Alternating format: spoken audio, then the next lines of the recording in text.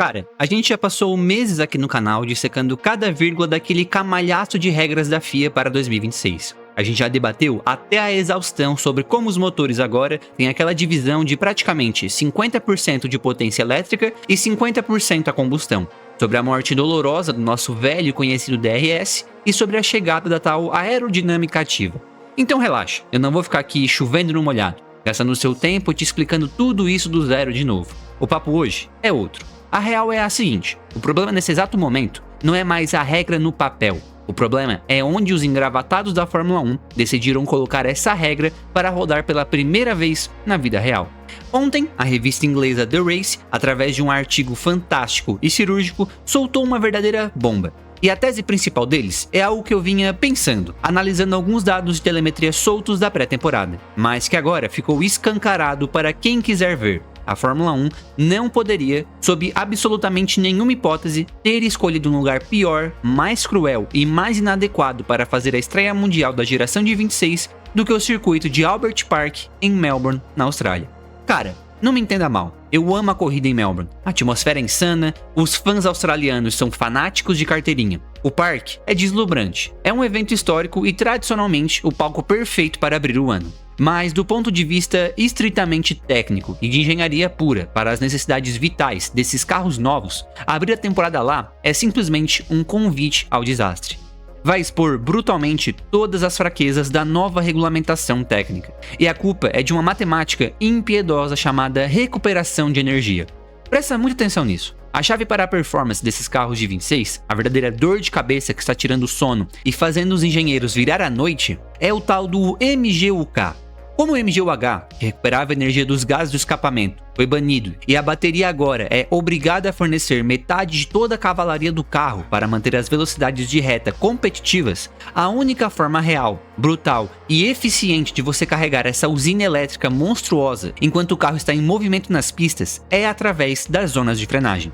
Você crava o pé no freio. A energia cinética brutal que seria dissipada em forma de calor nos discos de carbono é capturada pelo sistema e jogada de volta para a bateria para o piloto usar na saída de curva. Simples a teoria, não é? Seria lindo se a gente estivesse correndo no Bahrein, que é cheio de retas enormes seguidas de freadas no talo. Mas aí você pega o mapa de Albert Park e a realidade te dá um soco no estômago. Lembra que uns 2, 3 anos atrás eles fizeram uma reforma drástica no traçado? Eles arrancaram chicanes lentas, alargaram apex e transformaram a pista para deixá-la muito mais rápida, fluida e de pé cravado. Foi maravilhoso para a geração de carros com efeito solo no ciclo passado. Mas para 26, essa reforma virou um veneno letal. Segundo os dados oficiais de telemetria da Brembo, que é a autoridade máxima em freios na Fórmula 1, o circuito de Melbourne tem apenas 7 pontos reais de frenagem. Se você somar o tempo que o piloto passa ativamente com o pé no pedal do freio, aplicando pressão de verdade durante uma volta inteira na Austrália, não dá nem 9 segundos. São exatos 8,47 segundos de frenagem em uma volta que dura quase 1 minuto e 20. Cara, pensa na física da coisa. É matematicamente impossível você recarregar um sistema elétrico faminto que drena energia de forma absurda nas acelerações, tendo apenas míseros 8 segundos de recarga. O balanço energético da pista é completamente deficitário. Albert Park é de forma disparada um dos 4 piores circuitos do calendário inteiro para recuperação de energia. As equipes não estão apenas preocupadas, elas estão apavoradas com as simulações. A crise de bastidores é tão real e tão documentada nos corredores da FIA que a própria entidade, percebendo a tempestade perfeita que está se formando, já tentou fazer uma manobra de emergência. O regulamento técnico padrão de 26 exige que o limite de energia recuperada do MGUK seja por volta de 8,5 MJ. Pois bem, para a Austrália e pistas de características semelhantes, eles já estão aceitando reduzir essa meta para 8 MJ. Só que na leitura do The Race, mesmo atingir esse 8 MJ em ritmo de corrida constante vai ser uma utopia. E sabe qual é a consequência prática, visual e tática disso para um piloto e para você que vai estar roendo as unhas de madrugada assistindo? A gente vai presenciar um festival agonizante de Lift and Coast.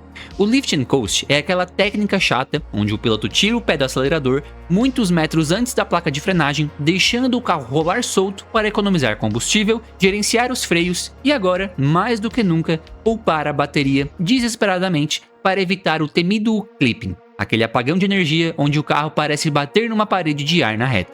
O risco que corremos é de assistir a uma corrida onde os 22 pilotos mais rápidos do mundo não estarão atacando o limite do asfalto, mas sim operando como calculadoras humanas, guiando no ritmo ditado inteiramente por softwares de sobrevivência energética. Quer um exemplo de como isso vai doer na tela da sua TV? Pega o trecho mais espetacular de Albert Park, a sequência de alta velocidade das curvas 9 e 10, aquela chicane rápida e cega para a esquerda e direita beirando o lago, que eles faziam no limite da coragem. A revista cravou e eu assino embaixo. Com esses novos carros, que têm dinâmicas aerodinâmicas diferentes e vão chegar ali com os sistemas elétricos implorando por carga, os pilotos vão ter que contornar esse trecho a uma velocidade assustadoramente menor do que a gente estava acostumado. A sensação visual de velocidade insana e limite da física pode, infelizmente, dar lugar a uma passagem morna e burocrática. Mas antes de eu entrar no verdadeiro inferno logístico que vai ser a classificação e te explicar o porquê daquele famoso botão de ultrapassagem estar fadado a ser a maior piada técnica dessa corrida de domingo, a gente precisa fazer um pit stop muito rápido. Cara, a gente sabe que acompanhar a Fórmula 1, varar a madrugada assistindo treinos, analisar regulamento e ainda ter que acordar cedo para encarar a rotina de trabalho é muita correria. Você não tem tempo a perder escolhendo roupa ou brigando com o ferro de passar. É por isso que a Minimal Club resolveu essa dor de cabeça para você de forma definitiva. A Minimal não faz apenas camisetas, eles fazem roupas essenciais de altíssima qualidade e tecnologia embarcada. O grande trunfo? Um caimento perfeito que abraça o corpo, tecido que não desbota e a mágica suprema: não amassa de jeito nenhum. É você botar a camiseta para acompanhar a madrugada de Fórmula 1 no sofá e no dia seguinte ir para o escritório presencialmente com um visual impecável, confortável e elegante, sem esforço nenhum.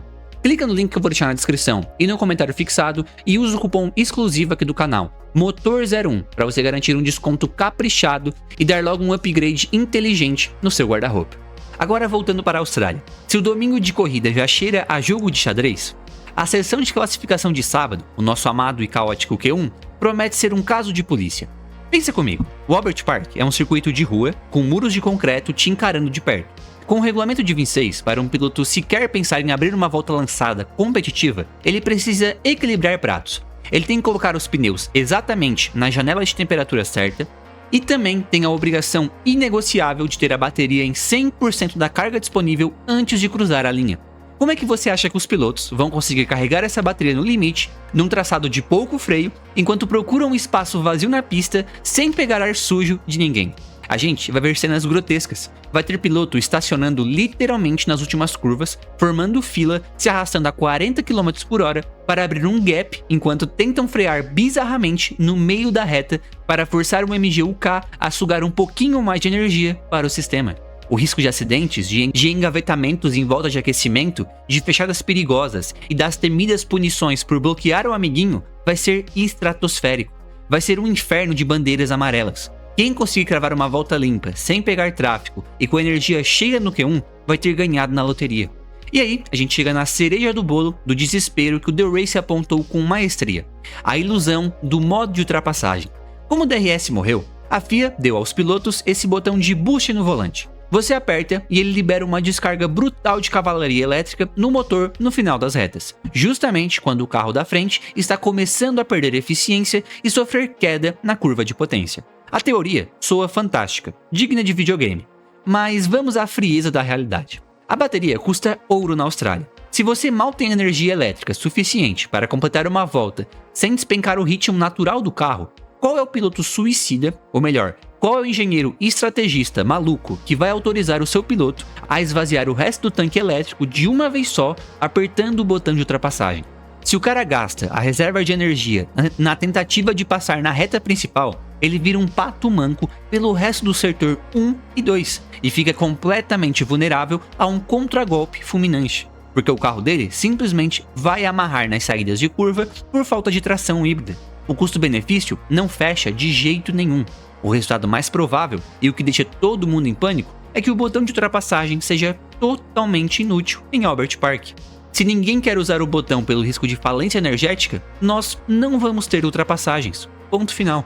A Fórmula 1 precisa desesperadamente que essa era de 26 comece com um estrondo de sucesso.